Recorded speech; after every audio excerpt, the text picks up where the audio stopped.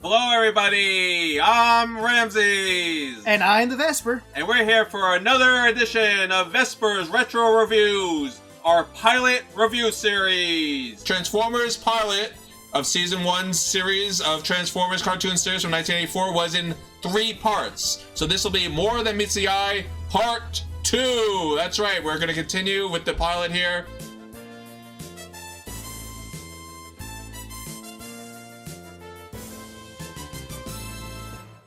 If you want more history on the creation of the pilot and how Transformers got started, please be sure to watch our Part 1 episode prior to this one, but not necessary, just if you want a little more history. So the second episode did not air on the same day. You see, some 3 parts were actually all shown together. This was actually split into 3 parts, believe it or not. So each part was shown on a concurrent day, and the second episode was actually shown originally September 18th, 1984 in syndication. You had to stay tuned to find out what happened next, so now we are in the second episode of 3 of the pilot of Transformers known as More Than Meets the Eye. And Vespor, why don't you start things off, because they left us in such a cliffhanger, and I can't wait to find out what happened next here. Well, when we last left off, we saw Optimus moving to help the 2-Wit Wikis. But instead of opening up to that scene, we open up to Huffer being absolutely trapped in the tower, and we also get to see surrounded by fire. Now, I want to point out something here. He's in an oil rig in an oil fire, and so they decide to cut Huffer out with a blowtorch in the middle of an oil fire. This doesn't seem to be very productive, now does it? No, not a very good idea, and I understand they're robots and they're probably heat resistant, but still, fire and burning is probably not a good thing for something made out of metal, because it can melt and it can burn them and it can scar them. So yeah, it didn't seem like a very logical thing going on here, and it didn't look like the fire was working right. Braun is using a blowtorch to free Huffer, but he's like cutting right through him. And I want to also notice that they were trying to come up with different abilities for all the Transformers. So they all had their hands would push into the hand, and like some random weapon would suddenly pop out that we didn't even know they had all these abilities. It's like they were RoboCop from RoboCop 3, where they just kept having new devices pop out of their hands all of a sudden. But I also want to point out, in the last episode, we also saw that there was 20-30 workers in the water trying to survive. Well, guess what? They're gone. I assume they just drowned or burned alive and sunk. Spike and Sparkplug didn't seem too concerned about their co-workers. They were just happy, oh, hey, you guys are aliens, this is great. Oh, what about your co-workers? Yeah, whatever, who cares about them? So at least Spike and Sparkplug survived, yay. But here's where it gets fun, folks. Well, Huffer is freed by Braun. Instead of swimming to get out of the water, they just fly straight up out of the water. And then you're probably wondering, well, how are they going to stop this fire? Well, it's a good thing the fire is in an exact circle. It's very convenient, so it's very easy to fix this. Trailbreaker uses his force field ability, and Wheeljack just keeps blamming it with a mist of some sort, and then the whole thing is just put out. But that also doesn't make sense, folks, because force fields don't work the way they're showing. He's just putting up a wall of energy. He wouldn't have to necessarily fly around and do that to put up. But wasn't he getting rid of the oxygen? Without oxygen, a fire can't exist. But that's clearly not what's happening. But what are we worried about? Let's not go into Let's just move on, folks. They got the fire out. That's what matters. And now we have our new allies. Spike and Sparkplug are going to be with us for the rest of the series. Well, at least Spike is. Sparkplug only lasts through 2 seasons. Now that they've been rescued by these giant robots and find out they're from Cybertron, they immediately want to help them. So now it's time for yet another one of the famous cartoon series scene changes.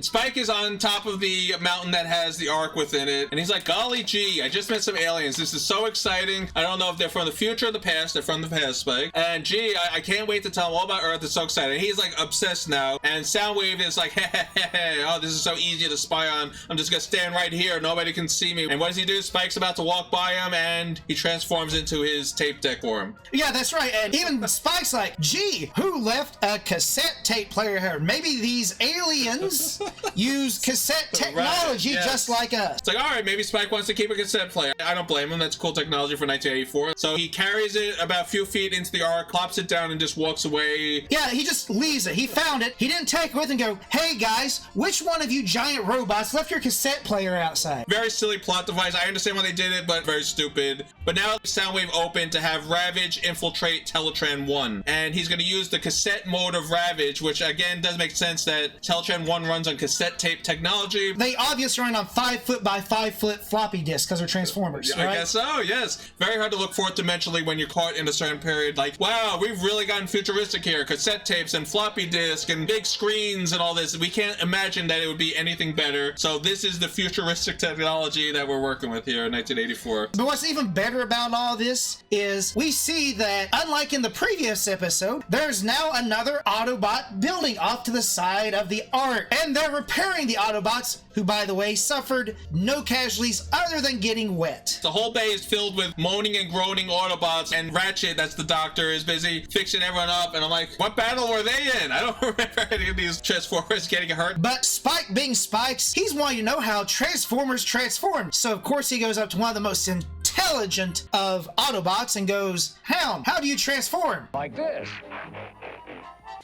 Didn't see that one coming, folks, well, now did you? You asked, you got the answer, Spike. Any other brilliant questions? But the idea is they were showing all the Transformer abilities here. So you had Mirage showing his invisibility. You had Hound showing his holographic abilities. So this was the idea to get the viewer, us kids who were watching at the time, familiar with these characters. They're all named after their ability or what they can do. So that's the idea of what that scene was really setting up. Not showing that Spike's a moron, showing what these Transformers can do. That was the idea of the scene. So Hound's like, here, let me show you around what more we can do. Like, Spike asked another brilliant question. Why do you transform into cars and things? It sure beats walking. But you know what? Most important thing here is Hound reminded him to buckle up. Belt up and hang on. That's right. So Hound gives him the tour of the area for some reason. I still don't understand what this scene was about either, because we're in the middle of nowhere desert outside of a mountain, and Hound is just driving someone who's already from Earth, and for some reason this is special. I'm like, who cares? You're driving around a place. Wait, Ramsey. This is actually very significant. They're supposed to be in Oregon, right? I don't remember there being any deserts in Oregon. I don't know why there's deserts either. I really don't, but whatever. We won't go further in that. But anyway, while Hound is driving Spike around, Soundwave is busy getting all the information on locations of Earth that have energy, and I don't know why Teletran 1 has all this. The whole thing doesn't make any sense. Well, obviously, Teletran 1 sent out in the first episode that satellite that copied down pictures of all the vehicles. So I guess along the way, he's like, oh, that's a dam. I like that. Oh, that's a ruby mine. I want that too. And then the Autobots don't see Soundwave. The Autobots don't know it's Ravage. The Teletran 1 computer is gladly helping out the enemies. I can see why the Autobots are not doing well here in this war. And they also don't use this high piece of technology, a door. Yes, that's right. Why not put a security door off? Why not put like a system around? You have all these brilliant Transformers. But no, we'll leave it wide open so anyone could come. And of course, the only one that finds Ravage and Soundwave is Spike. If Spike wasn't there, they would have copied your whole hard drive, taken all your information, just whistled and walked out if Spike wasn't there to stop this. On a cassette tape, folks. He sets off the alarm and Soundwave runs away. Ravage is trying to help Soundwave get away, so he gets captured. He causes the distraction so Soundwave can get away pretty much. Which is awesome, because as I said before, Soundwave is the only competent robot there is from Cybertron. They actually have more abilities used during this. It's like out there says, Gears, activate your infrared. it's like, oh, he has an infrared ability. Who knew? But I guess Bob Budiansky thought of all these great abilities that every single Transformer has. So Gears has an infrared light for some reason. And there he is. And they throw a net at him, and that's how they capture Ravage. But the best part about all this is, if you listen to it, folks, none of the voices that you hear when they're saying, where is he, matches up to any of the Autobots partaking in the actual hunt for Ravage. There he is. Get him! Fire! It's too dark. Can't see him. Who's saying that? Why are random voices just appearing in the air while everyone's just screaming things and none of the mouths are moving? It was very sloppy. You can see they really rushed this, and that was just one of the many errors that we're going to find in this episode. The long story short, they are able to produce an electronic cage to capture Ravage, and guess what? He will not be mentioned henceforth for the rest of the episode. And it shows the Decepticons' evil nature, because they couldn't care less. He's captured and no one cares, no one mentions him. But wait, Soundwave actually cares secretly about Spike because he has a rocket launcher on his shoulder and can easily manifest a gun to have shot Spike instead of wave his hands around at him. Yeah, he did the thing. Decepticons are supposed to be evil, but every time they have a chance to destroy a human, they don't seem to do that. So now... As you can see, to confirm what Ramses just said, we have Soundwave telling you all the information, which makes no sense really, since it's all on Ravage, not on Soundwave. That's correct. Ravage was captured and he's the one that recorded it, but Soundwave's the one reporting it. You're gonna see a lot of errors like this. It makes zero sense. I understand Soundwave can relay it, but he can't play it back. He didn't have one of the other Cassetticons inside of Teletran 1. It was only Ravage, so it makes no sense he's able to play it back using Teletran's voice, by the way. But Megatron is all excited. Oh boy, the Sherman Dam. Oh, and then Starkran's like, oh, there's not enough power in that, Megatron, you fool. And then Megatron's laughing, ah ha ha, but we'll make a tidal wave. I'm sitting here going, wait a second. Tidal wave, that's something that occurs in the oceans, not in a river. That's right, but they have a secret weapon, another Cassetticon named Rumble. And do you know what Rumble's ability is? He has pile drivers that form in his arms, and he can create vibrations or shakes through his pylons. So there you go. But look at this. Look at this water. This is not a tidal wave. This is just rough waters. He really is rocking that dam around. I mean, holy crap, look at the dam. who knew Rumble was that powerful? He's making at least a 5.0 on the Richter scale there. That's right, and this is great because this is going to set up what's pretty much going to be Transformers. It's going to be Megatron's going to have some random crazy plan. He's going to put it in motion, and then the Autobots will show up after the plan's already in motion to put a stop to it. And that's pretty much what every early Transformer episode is going to be, exactly what we have here. So it's time to go to the dam. Now is the point where I was mentioning before. Remember when I said Megatron has another opportunity? And by the way, notice what the humans are wearing. We've seen this uniform before, haven't we? It's the same yellow hard hats and the same coveralls, which makes me think there's a one world government at this time, because there is no change between what oil workers wear and what dam workers wear. As a matter of fact, what random people driving trucks in the first episode wear. But the thing that interests me the most is the fact that Megatron busted in through the wall and decides that's not enough of an intimidation factor. I'm going to shoot a hole through the ceiling, which could have technically brought down the entire complex on them. And he's laughing at the humans who are upset that the dam's about to go berserk. Oh my god, it's gonna go overload, and Megatron just cackles at them. Ha ha ha, that's right, yeah, I'm evil. Oh. So now the Autobots are going to find out what's going on here. Wow, I mean, these Autobots are so inept. I can't even believe they held their own here, and the Decepticons haven't beaten them already in this war. And I'm an Autobot fan, but it's not easy. These guys are so inept. Finally, they figure it out that the Decepticons are draining the energy at the dam. Oh boy, we better go stop them. I think they fly, actually. Yes. Yeah, so you can actually fly from us. Actually fly, and don't get used to that. They're going to lose that ability altogether. They won't be able to fly anymore. That's all this scene changed is worth. So now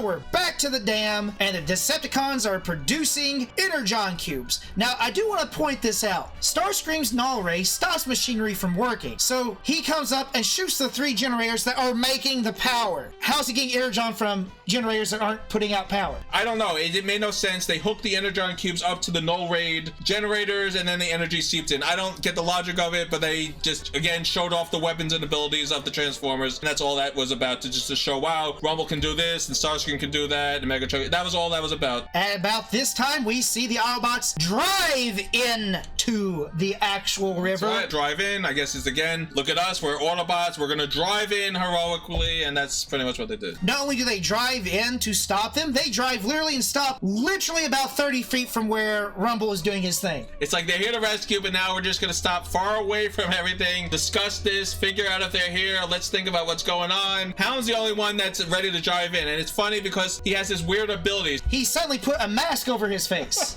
He's a robot. He doesn't breathe air, right? Right. And guess what? That's when the Autobots begin their battle. But wait, do you notice when they break in? How many Rumbles do you see? There's 2 Rumbles there, but I thought Hound was just fighting Rumble under the river here. What is this? Hound is busy with Rumble under the river, but he stops Rumble, but the water is still going wild here even after Hound stopped Rumble. Rumble seemed to have trapped Hound, and then he scuffles with Spike over there, but the water's still going crazy. Well, if you don't know what's going on here, you're going to love this. Ironhide and Bumblebee. The water's overflowing the dam, so they have to stop it from flooding the houses downstream. Before we get there, Ironhide transforms, and look what Bumblebee does. He climbs into the back of Ironhide. Bumblebee didn't shrink. No, Ironhide's hole just grew in size. Wow, okay, this is great. This is actually one of the few times that anything makes sense in this entire episode, is when they make ditches to divert the water. However, it gets a little better than that, is when they pull up in front of the house. He's smaller than a normal van. As we also see, there's also no ladder, so I'm just assuming these people jumped on top of the roof.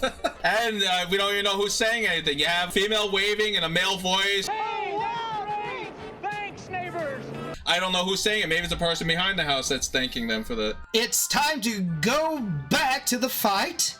And we have our epic battles with Megatron and Prime. And by the way, they've shown they can fly. And he's just dangling there, trying to rub him off, which makes no sense whatsoever. The Autobots very clearly were shown to fly. Why would there be any danger? And Megatron does this silly thing of stepping on his hands. Like, really, we're resorting to those tactics to try to stop one of the most powerful Transformers by stomping on his hands. Like, that's gonna stop anything. The whole thing made no sense. It was cool to see Optimus and Megatron finally fighting, because the battle's about to get so epic. There's gonna be one of the most famous scenes in Transformers is about to happen one moment after this. So, pretty much, Starscream again is Megatron's undoing. You're right, it is Starscream, but notice he's not using his null ray or his blaster. Zoom in, what's that right there? A slingshot, what? And he's got an explosive energon pellet, and he just shoots for whatever reason. Just randomly swinging it around. Oh boy, let's see what this does. That's pretty much how this comes off. There's no logic, rhyme, or reason to why Starscream is firing an energon bolt at the random controls. generator. And, well, this knocks Megatron off his feet. He grabs the thing, it says, "Follow me," and nobody follows him. And I'll give him this. This is cool. Remember how I told you before, their hands can pop into their arms and a weapon will shoot out? Well, now we get to find out what Optimus and Megatron's is, and this is one of the coolest scenes. It's very famous. You've probably seen this before. I'm not going to show it yet until I say it. Optimus gets an axe, and Megatron gets purple-colored flail. And Megatron is having so much fun swinging that flail around, like just like swinging it around. And this is totally the absolute best you're going to get out of this episode. They're on top of a dam that's about to collapse, and they're just fighting for their lives, and it's beautiful. So they're saying silly insults. You're old, Megatron. Yesterday's model, ready for the scrap heap. So, of course, while we're having this epic fight and taunts, we, of course, have to shift away to something that's not even close to epic, which is Hound fighting Rumble underwater. Rumble somehow beats him, and he pushes him into some rocks, and Rumble's like, ha ha ha. And then Spike's like putting his fist up, and Rumble's like, you gotta be kidding me. And Rumble pretty much just pushes him away. So Rumble's like choking him, but not really putting any pressure, because Spike's very easily able to yell, help. A robot is strangling you, and you can talk very clearly. So obviously there's zero pressure being put around Spike's neck at this time. And then you have the other two Rumbles are still with the other Decepticons. Well, this Rumble is here. Rumble's then gone when the fight ends because Spike yells for help, help. So again, the undoing of Optimus Prime here is Spike. By the way, Optimus just fell off the dam and to water. And by the way, he didn't sink to the bottom, he floats because Autobots are buoyant. This also gives Spike time while he's floating downriver to dive in and instantly swim like 50 feet to the bottom to pick up a solid chunk of rock, pinning Hound to the bottom, lifts it up with just the strength of his legs to throw it off of him. So Hound, 30 or 20 foot robot, however big Hound is, couldn't push the rock away, but one human can just shove it out of the way like it was nothing. Floating above it. And tells Hound go up, and it's like, oh my god, what happened? What? But this also doesn't make sense because they say they're even. Hound wasn't in any trouble whatsoever. They don't breathe. The only problem would be if someone forgot about him and he couldn't get out. I guess that would be the only danger he was really in. Well, I guess Teletron 1 would be like, hey guys, where's Hound? So he was in no real danger, let's put it that way. But if he wants to make Spike feel better about himself, that's very nice of him. But Optimus soon proves that he is the leader of leaders by instead of flying out or away from all of this, he instead lets Jazz help him out to make him feel like he contributed to this fight. Jazz fires a random grappling hook, and I guess that's his ability, because again, every Transformer has to have an ability here. Just is yanked out with the grappling hook, and he's free, and yeah. But the Decepticons are not done yet. Now they're really going to start to take all the energy of this world after this moment. But when they leave the dam, they leave in the most epic way possible. You thought Megatron could fly by himself? No, he has to helicopter away. That's right. This is one of the coolest scenes, because Megatron is gloating. He's so happy. He beat Optimus. He got away with the energy, and he does the helicopter twirl. Yeah. We now find out that the most powerful source of energy on this planet are Burma rubies. Now, before we get to what's wrong with this mine here, Starscream does something very stupid. While all this has been going on, I don't know what the Autobots have been doing all the time, by the way, but the Decepticons have had hours, it looks like, to just collect energy from oil mines and then fields all over the place, gas. They're just pumping everything they can into these squeezable, squishable energon cubes. So they have a whole room now filled of just thousands of energon cubes. It makes you wonder, how much energy does these energon cubes have? Because apparently when you shoot them from the first episode, they just go poof. They can't even contain that much because what is it? Starscream tests the Energon because he had to make sure they worked, and he was proud of this. But there's a little thing that he didn't account on, is that this one energy blast drained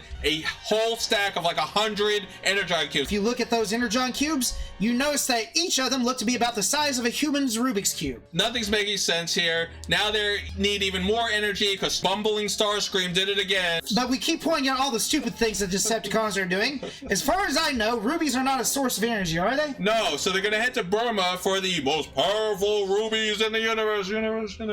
Yeah, I never knew of rubies to be powerful. I never knew that Burma had these. I think this is amazing. I don't even know how the Decepticons know about this. This is amazing. So Teletran 1, I tell you what, it's been busy. yeah, he must know every fact in the world just by being there for a week. It's amazing. So now it's the Autobots' turn to eavesdrop on the Decepticons. How about that? What goes around comes around. We have Trailbreaker, yep. He along with Spike and Sparkplug, who are acting like this is a camping trip. They're having their little coffee. They're sitting in front of a table while Trailbreaker has the gigantic satellite dish listening in on the Decepticons. And the Decepticons very loudly are saying, we're gonna hit the crystal mines of Burma. Oh, they said it. Now we know exactly where they're going. There you go. Well, you know what? At least this type of surveillance to me makes sense. I'm not literally walking in your base just to get caught.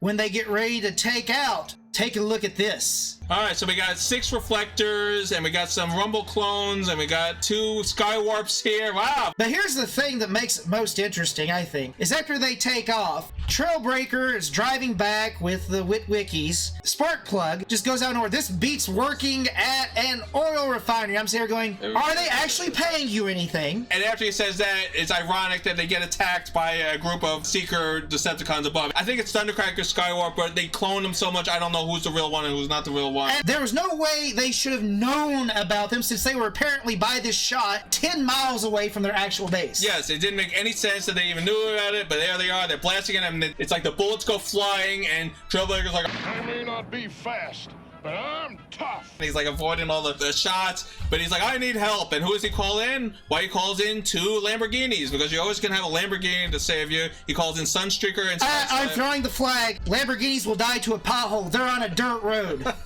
Well, either way, that's who he calls, Sunstreaker and Sideswipe. Holy crap, you see that? He just put a gun out his butt. Yeah, it's a nice ability to have. The butt laser defeats him, and the Decepticons are like, I've been hit. I have to head back to base. I'll follow you back. Like, wow, how nice are the Decepticons. All of a sudden, they actually care, and they want to make sure he's all right. I guess being a jet doesn't mean you're good at piloting, because I feel they could have dodged that. Yeah, they didn't even move. They didn't even try. It was like his effort was not into it. Oh, I hope he hits me so I can get out of this fight. The Seekers fly off. That's it. They're gone. Golly gee, thanks Sunstreaker and Sideswipe, and they make a funny comment, which is, What about my paint?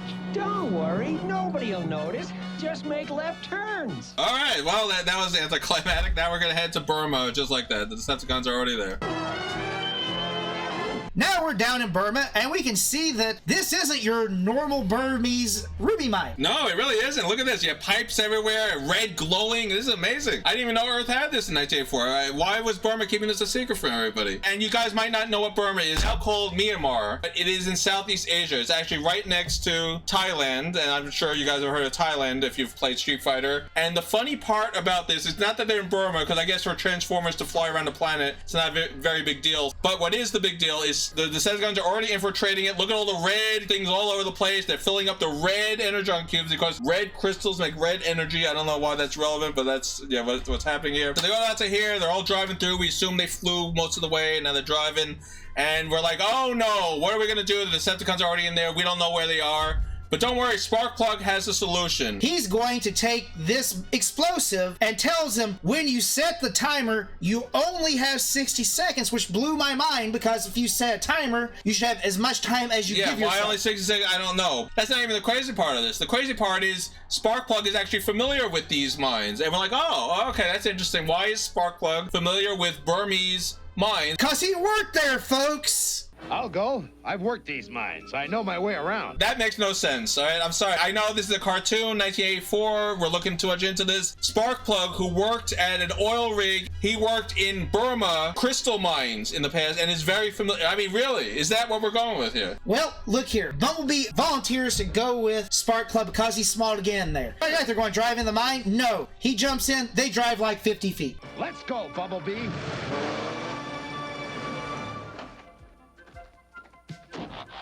That's the trip? What was the point of that? I don't know. You want to know what's even more weird? Look, we have two of our Seekers pushing this by. Oh, yeah, Thundercracker and Skywarp. Now they're going to cut back. Look, there they are again. Oh, wait, what? If you notice when they're pushing the cart and they went by Bumblebee, once again, they were smaller. Yeah, now yeah. when they're fighting, they're big again. Yeah, I guess they have a size manipulation ability. I knew in vehicle mode they did, but I didn't know they had it in robot mode too. They should use that ability more often. It would come in handy, I'll tell you. Even though they're losing, it's good that they set the bomb first, but wait a second, there's more. Wait, that's going very fast. I thought you said 60 seconds, not 30 seconds, counting a lot faster than a second. Yeah, and you know what the best part about this is? We zoom back out to the Autobots. They're all concerned, and then Optimus says this. If I'm not back in 5 minutes, come get me. Yeah, because Ironhide wanted to volunteer, and that's very brave and heroic of Ironhide, but Optimus did the I'm the leader thing. I'm the one that has to make the big sacrifice here. I'm the one that must go in. So instead, he's going to send in Roller, so he's technically not in any danger himself. And you might be asking, what is Roller? Yes, it's the very rarely seen. I think he only shows up in 2 or 3 episodes in the whole entire series. When you bought the toy, you transformed it, the trailer opened up, and there was a small little rover car that's in the back of his trailer. So yes, this is rarely used. This was really more for the original toy line that this is based off of, but it's cool to use it here. But again, it makes no sense. So I'm going to send in my little Roller unit to go find Bumblebee and Sparkplug, not having any idea what is going on in there. They knew that they were going to plant a bomb. It makes no sense, the whole situation. But yep, there goes Roller. And guess what? 2 seconds out of the gate, it explodes. So now the Decepticons are dead, Sparkplug's dead, Bumblebee's dead, and Optimus has received a mortal wound. Right, and there you go. That's the end of our episode, part 2. We win. We lost the leader, but at least, and we lost Bumblebee, but that's okay. Everyone else survived, so yay. And the sun lives another day, so he can bring wrath on the one surviving Decepticon left on Cybertron and Shockwave. That's right. Vespor, our Autobot in charge here, or is it the Decepticon? Yeah, he's more like Megatron, folks. Take it from me. Vespor Prime, why don't you give your review of More Than Meets the Eye Part 2 here on Vespor Retro Review? Here you go. Oh boy, where to start? I'm just going to say this about it. This one is so over the top crazy. The first one actually made it seem like it's going to be a serious cartoon, and you know what? You get the second one, you're like, what am I watching? This is hilarious. The errors followed by the epicness of some moments. It's just so over the top fun. Everybody should watch this and take it with a grain of salt that this is not nearly as good as the first episode. This is a cartoon that was designed to sell toys, and we have to remember that. So they didn't put a lot of effort into it, but they did get better later on in the season, and it's still a great and fun cartoon, even though it makes no sense. But you have to remember, we're looking at this from adults when we have an education to understand how some of this at least theoretically works. So all I'm going to say is this deserves a good solid, again, 4 stars. This was incredibly enjoyable. There were a crap ton of mistakes. There was a lot in here, and that's why you're cracking up the entire time that you're watching this. There is just so much wrong with this, but it makes it more endearing because it gives you a reason to go back and watch it again, try to keep spotting these things. So overall, very enjoyable, easy to follow story with some continuity errors and some things left unspoken. My view is I enjoyed it. I love Transformers. The first 3 episodes are very special. You have to remember this is 1984. It was a very different time, a very different world. You know, you had corniness like this, you had action and fighting and machismo and ridiculous stuff going on. It was a toy commercial. They were very obvious about it. They were going out of their way to show what each of these Transformers can do. They were going out of their way to name the characters and show them. They were going out of their way to make sure you realize this is a toy commercial. This is a toy commercial. But even though it's a toy commercial, there's a lot of fun. This is the type of fun you can have if you buy these toys, and that's what makes this cartoon so much fun. The story is not to be taken seriously. They're all over the world. They're randomly going all over the place. It makes no sense how they're able to do everything so quickly. But the best part is that axe and flail fight. I loved it. Optimus and Megatron throwing those robot insults at each other. It's great stuff. And then Megatron victoriously with a helicopter swing flying away. It's funny stuff. You gotta watch this stuff, and definitely stay tuned for our next one. But I'm gonna give this 3.5. I'm gonna lower it a little bit because I love the first one part a lot more, but part 2 is a little weaker just because of the corniness and the silliness. So many errors found in here. It's hilarious. This is a great must-see episode. You cannot know Transformers unless you watch More Than Meets the Eye Part 1, 2, and 3. And the good news is we still have one more. Yes, our pilot is 3 episodes long, so please stay tuned as we are going to review More Than Meets the Eye Part 3 and finish this off, and I can't wait to do it. This has been so much fun watching these again. I hope you guys have been enjoying the ride with us.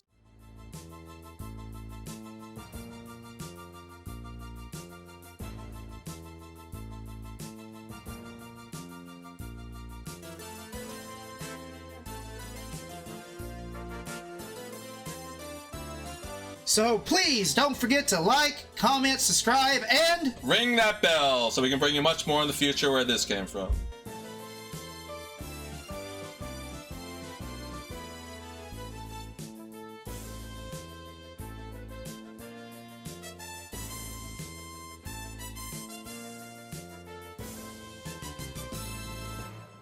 That's not enough electrical power to make the energon cubes! Your knowledge is only overshadowed by your stupidity, Starscream.